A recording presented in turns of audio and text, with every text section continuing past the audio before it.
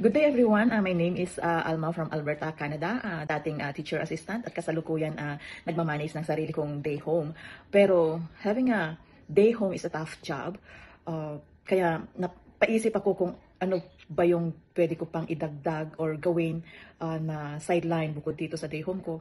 Kaya sa pag-i-scroll ko sa Facebook, nakita ko yung mga business na to at yung mga tao na kahit nasa ibang bansa sila, kumikita sila. So, sabi ko sa sarili ko, bakit hindi ko rin subukan? Baka sakaling magkaroon din ako ng ganyan kikitain. And then, thank you na nag-start ako dito sa tulong ni Sir Jonathan, na nakilala ko lang siya sa Facebook, pero salamat na nagtiwala ako sa kanya at nagtiwala din siya sa akin. So ngayon, nasa first base na ako sa business na ito. And thank you Sir Jonathan sa tulong niyo po na pag-a-assist po sa akin upang maumpisahan ko po yung business na ito. God bless po and thank you.